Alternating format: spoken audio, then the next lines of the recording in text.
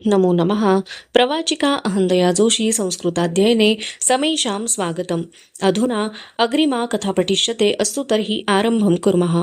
रात्रीचा मुक्काम घृष्णेश्वराच्या कृपाछायेत झाला. पहाट फुटली. राजांनी आणि संभाजीराजांनी स्नान करून पेहराव चढविले. राजांची स्फटिक शिवलिंगाची पूजा बांधून झाली. डेऱ्याबाहेर कोवळ्या उन्हाची नितळ सोनशिकल चढली होती. आपल्या मंडळींना दर्शन देण्यासाठी राजे आणि संभाजीराजे डेऱ्याबाहेर आले. त्यांची इंतजारी करीत डेऱ्याबाहेर तेजसिंह कछवाह आणि बक्षी बेग उभे होते. त्यांनी राजांना आणि संभाजीराजांना तस्लीम कुर्नीस केले. बक्षी बेगने अदबीने रिवाजाचे विचारले, नींद कैसी रही राजा साहब? हाँ, बिल्कुल ठीक, राजांनी उत्तर दिले. राजा साहब, खुशी फरमाएंगे तो एक अर्जी है. तेजसिंह कछवाह राजांना म्हणाला. हाँ, सुनाव राणा. राजांनी त्याच्या केशरी साफ्याकडे बघत उत्तर दिले. पूर्वेकडे दाटलेल्या गर्द वनराईकडे हात उठवून कछवाह म्हणाला, उस पहाड़ी में पत्थरों की बड़ी अच्छी खुदाई है, बहुत बढ़िया. राजा साहब रजामंदी फरमाते हैं तो थोड़ी राह टेढ़ी करे. एक दफा उस पर आंख डाले. अच्छा, जरूर, हमें खुशी होगी. राजे त्या वनराईकडे बघत म्हणाले. बक्षी बेग आणि कछवाह यांनी 8-10 घोडी निवडली. 2 माहितगार मशालजी तयार केले. राजे आणि संभाजीराजे यांनी अबलख घोड्यांवर मांड जमविली. सोबतीला बहिर्जी फरजंद आणि मदारी मेहतर, सर्जेराव जेधे अशी मंडळी घेतली. वनराईचा टप्पा मागे पडला आणि समोर दक्षिणोत्तर पसरलेला पहाडी डोंगर दिसू लागला.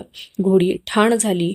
मशालजींनी चकमकीवर ठिणग्या पाडून वाळल्या गवताची आकटी केली. त्यावर करंजेलाच्या मशाली पेटवून घेतल्या.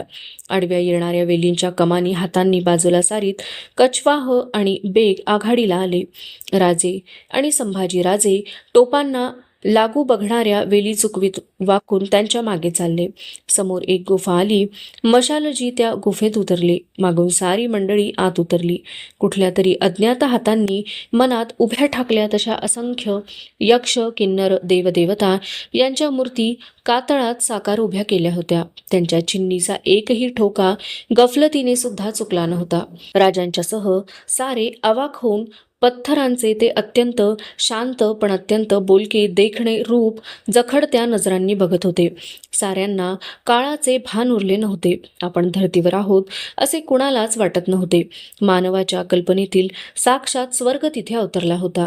गुफा मागून गुफा बघत राजे आणि संभाजीराजे कैलास लेणे ह्या 16व्या गुफेत आले. या गुफेत किती शिलागिरांच्या पिढ्यांनी आपल्या कलेच्या प्रतिभेची मुक्त उधळण केली होती. अंबाजाने दगडाचा 1% सुद्धा त्यांनी आपल्या चिन्हेने बोलता करायचा बाकी ठेवला नव्हता. सारे विश्वसौंदर्य उभे केल्यानंतर ब्रह्माने त्याला जाता जाता लावलेली तीट होती ती कैलास लेणे. दृष्ट लागावी अशीच. आपले सूर्यपेठ डोळे जोडून राजे आणि संभाजीराजे ती दगडी शिल्पे पाहत चालले होते. आणि ती दगडी शिल्पे आपले युगायुगांचे अर्धमिटले लांबट डोळे उघडून जगदंबेने रेखलेले राजे आणि संभाजीराजे ही हरभोसलाई रक्तशिल्पे बघत होती. किन्नराची एक मूर्ती बघण्यात पुढे गेलेले राजे आणि हिरोजी आपणाला हरवून गेले होते. निश्चल उभे होते. मागून त्यांच्या रोखाने येताना संभाजीराजांना पटकन जाणवून गेले. हिरोजी आणि आबासाहेब यांच्या चेहऱ्या मोहऱ्यात कळणार नाही एवढं बेमालूम सारखेपण आहे.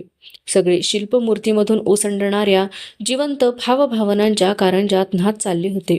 त्यांना शिल्पे नीट दिसावीत म्हणून मशालजींनी मशाली उंच धरल्या होत्या.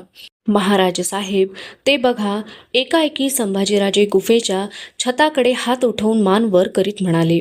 भोवतीच्या नजरखेच मूर्ती बघणारे राजे थांबले. त्यांनी छताच्या रोखाने मान वर उठविली. छताकडे बघताना जगदंब जगदंब म्हणत राजांनी छातीवरच्या माळेला हात भिडविला.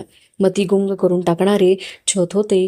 एका सलग दगडाच्या त्या छताजवळ उलटे टांगून घेऊन शिलागिरांनी त्यावर असंख्य भावमुद्रा कोरल्या होत्या. हम निहाल हो गए राणा. तेजसिंहाकडे न बघताच राजे म्हणाले. कितीतरी वेळ राजे आणि संभाजीराजे छतशिल्प बघत होते. संभाजीराजांच्या खांद्यावर हात ठेवीत राजांनी विचारले, ही शिलागारी बघताना तुम्हास काय वाटतं? संभाजीराजांच्या छातीत महाबळेश्वरवरचा निसर्ग बघताना माजली होती तसलीच खळबळ ही शिल्पे बघताना उठली होती. ते राजांच्या कपाळीच्या शिवगंधाकडे बघत म्हणाले, ही दगडी गीते आहेत आबासाहेब. आम्हास ती रचणाऱ्या माणसांचा अंदाज येत नाही. वाटतंय हे दगड आमच्याशी गातायत.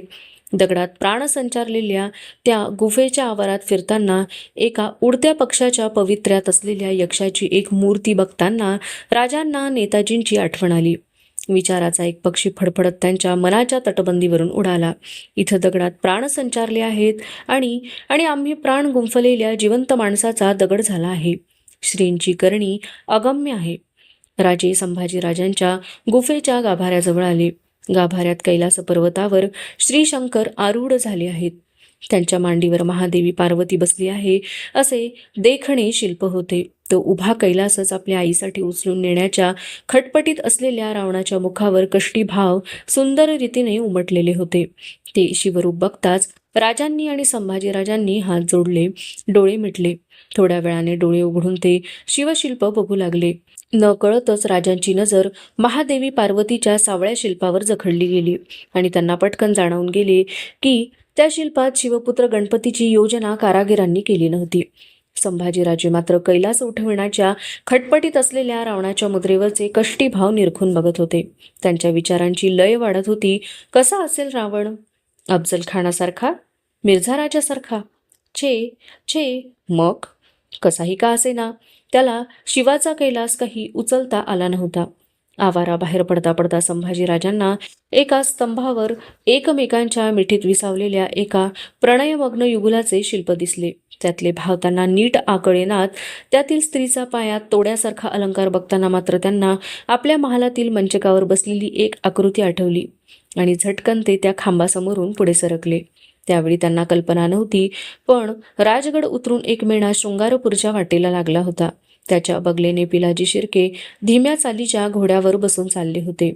त्या मेण्यात येसूबाई होत्या. जिजाऊ साहेबांचा आशीर्वाद घेऊन त्या माहेरी शृंगारपुरी चालल्या होत्या. बुरहाणपूर, इंदौर, ग्वालेर अशी शहरे मागे टाकीत गिरणा, तापी, नर्मदा, चंबळ ह्या नद्या पार करीत काफला यमुनेजवळ आला. आग्र्याची गिर्दनवाई नजर टप्प्यात आली. मशिदींचे सफेद घुमट, ताजमहालाचे आरसपानी मनोरे दिसू लागले. आग्रा एका मजलीवर ठेवून काफला थांबला. बक्षी बेग आणि तेजसिंह कछवाह राजांना तस्लीम करून आग्र्याच्या रोखाने मिर्झा राजाचा बडाकूवर रामसिंग ह्याला वर्दी द्यायला घोडे फिकीत निघून गेले. मिर्झाने रामसिंगाला वारंवार पत्रे पाठवून राजांच्या सरबराईच्या बारीक सूचना दिल्या होत्या. त्यांच्या केसालाही धक्का न लागेल अशी कसम आपण घेतल्याचे मिर्झाने रामसिंगाला पुन्हा पुन्हा कळविले होते. पण रामसिंग राजांच्या स्वागतास येऊ शकला नव्हता. तेजसिंह आणि बक्षी आणखी 4-6 माणसांनीशी राजांच्या तळाकडे येताना दिसू लागले. त्यातील रामसिंग कुठला याचा राजे अंदाज घेऊ लागले. येणारे घोडपथक तळापासून थोड्या अंतरावर थांबले. राजपुती पद्धतीचा साफा बांधलेला, खांद्यावर उपरणे टाकलेला, कपाळी टिळा असलेला एक मध्यमवयीन माणूस राजांच्या आणि संभाजीराजांच्या समोर आला. गर्दन झुकवून त्याने कुर्निसात केला. कुंवर जी की तरफ से हम बड़ी खुशी से मेहमान साहब न की आगवानी करते हैं. तो अदबीने म्हणाला, आपकी तारीफ. त्याचा कुर्निसात स्वीकारीत भुई चढून राजांनी त्याला विचारले. राजे गोंधळून गेले होते. आलेल्या आसामीत रामसिंग नव्हता. चाकर को गिरधर लाल कहते हैं. कुंवर जी के हवेली पर मुंशीगिरी करता हूँ. गिरधर लाल राजांच्या भगव्या मोजड्यांवर नजर जोडून उत्तरला. मुंशी? राजांच्या काळजात कसली तरी कळ उठली. एक मामुली कारकून त्यांच्या स्वागतासाठी समोर उभा होता. कुंवर रामसिंग किधर है? राजांचा करडा आवाज साऱ्यांनाच जाणवला. गुस्ताखी माफ हो मालिक. कुंवर जी किले में आला हजरत के महल पर पहरे लगा रहे हैं. वहां से नहीं छूट पाएंगे. आप चलिए. राजांनी सर्वांना जाणवेल असा निश्वास सोडला.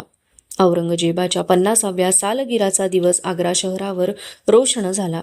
आपल्या उजळलेल्या मनोऱ्यांचे डोळे लाल किल्ल्याच्या रोखाने ताजमहालाने जोडले. सालगिरा बघायला मुलुकचंदाच्या सराईत राजांनी आणि संभाजीराजांनी स्नान करून खासे पेहराव घातले. राजे आपल्या डेऱ्यात स्फटिक शिवलिंगाच्या पूजेला बसले. तिकडे लाल किल्ल्यात औरंगजेबाने आपल्या महालात सब्र-की नमाज पडून घेतली होती. दिवस अर्धा कासरावर आला होता तरी तो मक्केकडे तोंड करून कुराणाचे कलमे पडतच होता. संभाजीराजे सराईतून दिसणारे यमुनेचे पात्र बघत होते. औरंगजेबाच्या महालाबाहेर रामसिंगाचा पहारा चालूच होता. राजांचा सरंजाम सराईत सिद्ध झाला. अंगी जरी बुंदक्याचे सफेद झगमगीत जामे, डोक्यांवर लखलखीत केशरी टोप, त्याखाली द्विदली रेखीव शिवगंध, गळ्यात कंठे भवानीच्या माळा, कानात सोन चौकडे असा वेश परिधान केलेले राजे संभाजीराजे सिद्ध ठेवलेल्या सजल्या घोड्यांजवळ उभे होते. त्यांच्या भोवतीने त्र्यंबक पंत डबीर, रघुनाथ पंत कोरडे, सर्जेराव जेथे, हिरोजी फर्जंद, मदारी मेहतर, राघू मित्र, दावलजी खाडगे अशी मंडळी ठेवणीचे आसवाब चढवून हारीने उभी होती. राजे वाट बघत होते रामसिंगाची. तोच त्यांना दरबारी नेऊन पेश करणार होता. पण अद्याप रामसिंगाचा पत्ता नव्हता. त्याची प्रत्यक्ष भेट अद्याप झालीच नव्हती. शेवटी मुंशी गिरधरलाल सराईत आला. चेहऱ्यावरचे ओशाळेपण लपित राजांना तस्लीम करून तो म्हणाला, अभी तक राणा जी नहीं आए किले पर से, आप हवेली पर चलिए राजा साहब. मैंने हारकारा भेजा है किले पर, राणा जी आते ही होंगे. त्या रजपुती कारकुनाला समोरच्या दख्खनी मावळ्याची किरत ऐकून चांगलीच माहीत होती. 3 वेळा तो कमरेत वाकत होता. खांद्यावरचे उपरणे ठीकठाक करीत जी म्हणत होता. राजांच्या कपाळीचे शिवगंध आठ्यात आक्रसून उठले, पण ते काही बोलले नाहीत. गिरधरलालाच्या सोबतीने राजे आणि संभाजीराजे सरंजामासह आग्र्यातील मिर्झा राजाच्या हवेलीजवळ आले. रजपुती माटाच्या गच्चीवर अशा त्या हवेलीसमोर राजांच्या मुक्कामाची सारी तयारी रामसिंगाने करवून घेतली होती. प्रशस्त आवारात लहान मोठ्या राहुट्या, सायवान डेरे शामियाने उठविले होते. राजांचा सरंजाम त्या आवारात ठाण झाला. दिवस 1.5 कासरा वर आला. डाव्या हातात धूपदाने आणि उजव्या हातात मोरपिसाचे जुगडे घेतलेले फकीरांचे तांडे आग्र्याच्या मोहल्ल्यातून खैरात गोळा करून लाल किल्ल्याच्या तटाजवळ गोळा झाले. ठिकठिकाणी डेरे टाकलेले औरंगजेबाचे सरदार, अमीर, उमराव, सुभेदार वाजत गाजत सरंजामात लाल किल्ला जवळ करू लागले. अस्वस्थ झालेले राजे संभाजीराजांना घेऊन शामियान्याच्या दारात रामसिंगाची वाट बघत उभे होते. त्या दोघांनाही कल्पना नव्हती की समोरच्या मिर्झा राजाच्या हवेलीतून गच्चीला लागून असलेल्या दालनात चिकाच्या पडद्याआड मिर्झाचा आणि रामसिंगाचा जनाना उभा होता. त्या जनान्यातील बायका मेहंदी रंगल्या बोटांनी एकमेकींना खुणा करून राजे आणि संभाजीराजे दाखवित होत्या. नाजूक कलकलाट करीत होत्या, शेरे दख्खन, सेवा और उसका बच्चा संभा. दिवसाने 2 कासऱ्यांचा पल्ला मागे टाकला. लाल किल्ल्याच्या मुख्य दरवाजाचा नौबत नगारा एकसारखा दुडदुडू लागला. सरदार मागून सरदार लाल किल्ल्यात प्रवेशू लागले. संगमरवरी खांबाचा दिवाण-ई आमचा देखणा आईने बंद दरबार तमाम झाला. कानोची धुपाची वळी दरबारात उठू लागली. जरीबुंदीचा हिरवा शार जामा अंगी घातलेला, डोक्यावर पिसांच्या तुऱ्याचा बाकदार किमॉश घेतलेला औरंगजेब आसबाब खान्यातून बाहेर पडला. त्याच्या कदम बरहुकूम फरास रुजाम्यांच्या तलम पायघड्या अंथरत चालले. अलकाबांच्या खड्या ललकाऱ्या उठल्या. बा अदब, बा मुलाहिजा, तहे दिल होशियार, अबुल मुजफ्फर मुइद्दीन मोहम्मद, औरंगजेब बहादुर, अलमगीर बादशाह गाजी, मालिके तख्ते ताउस, शहनशाह हिंदोस्ता तशरीफ ला रहे है, होशियार. त्या ललकार्या ऐकताना तोंडात तोबरे भरल्यासारखे रामसिंगाचे राजपुती मन घुसमटून गेले होते. औरंगजेबाने दिवाण-ई आमच्या दरबारात कदम टाकताच वाऱ्याच्या एकाच झोताबरोबर गवताळू कुरणाचा पट्टा लपकन लवावा तसा दरबारियांचा जमाव ताजीम देण्यासाठी कमरेत लवला. रामसिंगाने आपल्या हवेलीकडे स्वार धाडले. त्यांनी मुंशी गिरधरलालसाठी निरोप आणला. दरबार शुरू हुआ, राजा साहब को ले आना, मैं आ रहा हूँ. आता गिरधरवर नापसंती दाखवायलाही राजांना वेळ नव्हता. राजे संभाजीराजे शामियान्या बाहेर आले. राजांनी आपल्या उजव्या हाताची जोड देऊन संभाजीराजांना घोडा बैठक दिली. खुद्द राजांनी एका सजल्या कुमैत घोड्यावर मांड जमविली. कुंवरसिंग, तेजसिंह, गिरधर, बक्षीबेग यांच्या सोबतीने राजे लाल किल्ल्याकडे चालले. त्यांच्या मागून त्यांचा सरंजाम चालला. राजांच्या आणि संभाजीराजांच्या तर्फेने अब्दागिऱ्या ढाळत होते. मार्गावर भेटणाऱ्या फकीरांना राजे आणि संभाजीराजे मुठींनी खैरात देत होते. आता आग्र्याच्या हमरस्त्यावर दुसरा कुठलाच सरदार दरकदार जाणारा येणारा नसल्यामुळे दख्खनी सेवा आ रहा है ही खबर भिंगरीसारखी गच्ची हवेल्यात पसरली. सगळे मर्दानी लाल किल्ल्यात रुजू झाल्यामुळे आग्र्यातील बायका बच्चे बुढे गच्च्यात झरोक्यात गोळा झाले होते. औरंगजेबाने दुर्लक्षिले होते. रामसिंगाला इच्छा असून जमले नव्हते, पण इंतजाम ठेवून होणार नाही असे त्या थोरल्या आणि धाकल्या मावळ्यांचे इतमामात आग्रा आणि शहाजहानची रियाया यांच्याकडून स्वागत होत होते. तसा राजांचा सरंजाम बघण्यासारखा मोठा मुळीच नव्हता. उलट तो नजरेत न येईल एवढा छोटा होता. पण सेवा या 2 अक्षरी नावाला आता असल्या सरंजामाची गरज राहिली नव्हती. उभी झाडे फटाफट फोडत जाणारा वणवा आणि उभ्या हिंदुस्थानची दौड घेणारा मावळी रानवारा हाच राजांचा सरंजाम झाला होता. दहार आराबागेच्या रोखाने राजे संभाजीराजे गिरधरसह चालले होते. ते ज्या ज्या हवेली समोरून पुढे सरकत होते त्या त्या हवेलीतील गच्ची झरोक्यात काळ्या बुरख्यांच्या झडी मेहंदीच्या गोऱ्या हातांनी उचलल्या जात होत्या. त्या मागे टाकण्यासाठी वर चढलेले काही हात क्षणभरच तसेच थांबत होते. या अल्ला सुरूर सुरते मर्द असे जनानी नाजूक चित्कार बुरख्यातून उठत होते. राजे संभाजीराजे आग्र्याच्या रस्त्यात खैरात वाटत चालले होते आणि लाल किल्ल्यात दिवाण-ई आमच्या दरबारात औरंगजेब नजराण्याची तपके स्वीकारित होता. एकाएकी राजांच्या सरंजामाच्या रस्त्याला येऊन मिळणाऱ्या आडवाटेने 2 रजपुती घोडाईतांनी आपली घोडी पुढे काढली. त्यांच्या पिकल्या दाढ्यांतून घामाच्या धारा उतरल्या होत्या. ते होते रामसिंगाचे चाकर डुंगरमल चौधरी आणि रामदास. राजांना अदब कुर्नीस करून त्यांनी आपली घोडी थेट गिरधरलालच्या घोड्याला भिडवली. दबक्या आवाजात ते गिरधरशी रजपुती भाषेत काहीतरी बोलत होते. राणाजी, दरबार, रास्ता, नूरगंज असे शब्द ऐकू येत होते. क्या है मुंशी? राजांनी गिरधरलालचा अंदाज घेत विचारले. कुछ नहीं सरकार. राणाजी राह भूल गए, दूसरे रास्ते से सीधे हवेली पर पहुंच गए. उनका हुक्म है आपको नूरगंज बगीचे के पास ले आने का. गिरधर उत्तरला. किल्ल्यावरून मुखलिस खानासह निघालेल्या रामसिंगाची वाट चुकली होती. तो एका वेगळ्याच वाटेने राजांना भेटण्यासाठी आपल्या हवेलीजवळ जाऊन पोहोचला होता. दक्षिणेत भीमेच्या खोऱ्यात मंजिऱ्याला मुक्काम टाकून बसलेल्या मिर्झा राजाला आणि लाल किल्ल्यात तख्ते ताऊसवर बसलेल्या औरंगजेबाला माहीत नव्हते की कधी कधी अशा अनेकांच्या वाटा चुकतात. मग कुणाच्या तरी चुकलेल्या वाटांबरोबर कुणाच्या तरी युगायुगांच्या वाटा बेमालूम जुळून जातात. गिरधर आणि कुंवरसिंग यांनी राजांचा सरंजाम नूरगंज बागेच्या रुखाने वळविला. सरंजामाने त्या वाटेवरची फिरोजबाग मागे टाकली आणि तिकडे लाल किल्ल्यात दिवाण-ई आमचा दरबार बरखास्त झाला. राजे संभाजीराजे नूरगंज बागेजवळ येऊन थांबले. राजांना नजर म्हणून 7-8 झूलबाज हत्तींचा तांडा बरोबर घेऊन रामसिंग मुखलिस खानासह घाई गर्दीने नूरगंज बागेजवळ आला. कुंवरसिंगाने पुढे होत राजांचा रामसिंगाशी परिचय करून दिला. घोड्यावर मांड घेतलेल्या गोऱ्यापान रामसिंगाचे कपाळ घामेजून आले होते. राजांचे तरतरीत बाके नाक बघताना त्या घामाचे टपोरी थेंब त्याच्या कपाळावर टपकन जमून आले. खांद्यावरच्या उपरण्याने त्याने अगोदर कपाळ टिपले. तेवढे करताना झाकलेल्या सगळ्या गफलती निवळून जातील अशी अदब राजांना कशी द्यावी याचा विचार करून घेतला. कायदे खेचून रामसिंगाने घेतल्या मांडेनिशी कदमबाद चालीत आपले जनावर थेट राजांच्या घोड्याजवळ आणले. राजा साहेब एवढेच तो कसे बसे म्हणाला आणि त्याने उरभेट देण्यासाठी हात पसरले. राजांनी उभ्या घोड्यावरून रामसिंगाची उरभेट घेतली. आपल्या हयातीत राजांनी अशी भेट कधी कोणाला दिली नव्हती. संभाजी राजांना ती भेट जाणवली. त्यांनी मनोमन ठरवून टाकले, रामसिंग ही इतमामाची असामी आहे. रामसिंगाने आपला घोडा संभाजीराजांच्या घोड्यांजवळ घेतला. संभाजीराजांच्या खांदेपट्टीवर हात चढवीत तो म्हणाला, कुंवर शंभू राजा. सगळे हत्ती राजांच्या तळाच्या वाटेला लावून रामसिंग निघाला. 2 मावळे सरदार औरंगजेबाच्या दरबारी पेश करायला. लाल किल्ल्याचा मुख्य दरवाजा आला.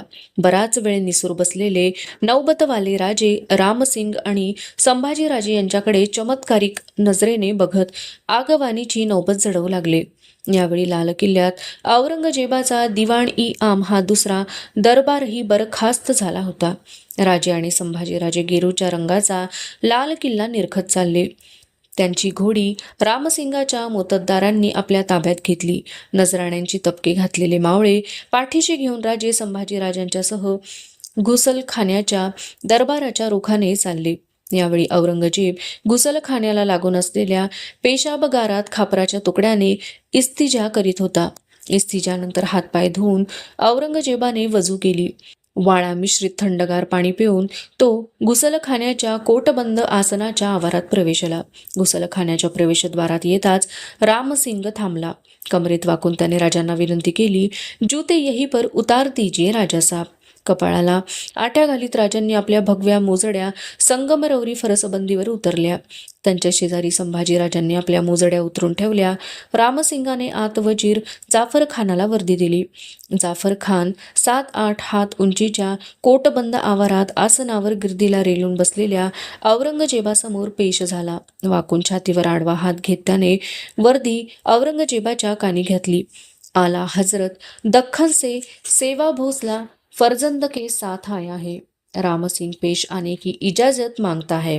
ती वर्दी ऐकताना गिर्दीला रेललेला औरंगजेब पुढे झाला. त्याच्या हाताच्या बोटाबरोबर फिरणारे माळेचे मणी क्षणभर थांबले. काही क्षण तसेच गेले. झुकलेल्या वजीर जाफर खानाच्या पाठीवर अत्यंत शांत शब्दांची खिल्लत औरंगजेबाने फेकली. इजाजत. एकदा घुसलखान्याच्या दरवाजाला नजर देऊन औरंगजेब पुन्हा गिर्दीला रेलला. मणी फिरू लागले. रामसिंगाला सामने ठेवून राजे दरबारात जायला निघाले. पुन्हा रामसिंग थांबला. आपल्या कमरेच्या शेल्यात खुपसलेला मोगली नकसकामाचा विणलेला दरबारी रुमाल त्याने अदबीने वाकत तो राजांच्या हाती देत म्हटले, लीजिये. भुवईला कमानभाग चढवीत राजांनी त्या रुमालाकडे बघत रामसिंगाला विचारले, ये क्या है. एक दरबारी रिवाज है राजा साहब. नजराना पेश करते वक्त आला. हजरत ने आपसे कुछ पूछा तो यह रुमाल मुंह पर रख जवाब देना राजा साहब. ये रिवाज है. राजे काहीच बोलले नाहीत. तो रुमाल त्यांनी उजव्या मुठीत आवळला. रामसिंगासह राजे आणि संभाजीराजे घुसलखान्यात प्रवेशले. त्या दरबारात शास्ता खान, बहादूर खान, अमीन खान, शेख मीर जुल्फिकार खान, नजाबत खान, जसवंत सिंग असे औरंगजेबाचे कैक नेक बंदे दाटले होते. उभ्या दरबारात हिरवे, निळे, जांभळे सगळ्या रंगांचे किमोश जामे होते.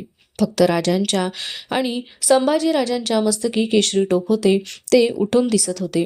रामसिंगाच्या सोबतीने आसनाजवळ जात राजांनी नजर म्हणून 1000 सोनमोहरा, 2000 रुपये व निसार म्हणून 5000 रुपयांची तपके औरंगजेबाला पेश केली.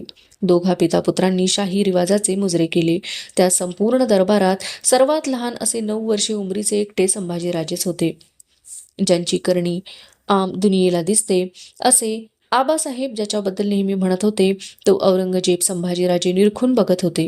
संगमरवरी कोटबंदा आड औरंगजेबाचे सारे शरीर झाकून गेले होते. दरबाराला त्याचे फक्त गळ्यापासूनचे वरचे शिर दिसू शकत होते. फक्त शिर, जे सलामत ठेवण्यासाठी अनेकांची शिरे त्याने धडावेगळी करविली होती. ज्यात असलेला मेंदू चलाखीने चालवून कुणाची ढाल समोर धरीत त्याने आपली पीळबाज राजहवस पुरी करून घेतली होती.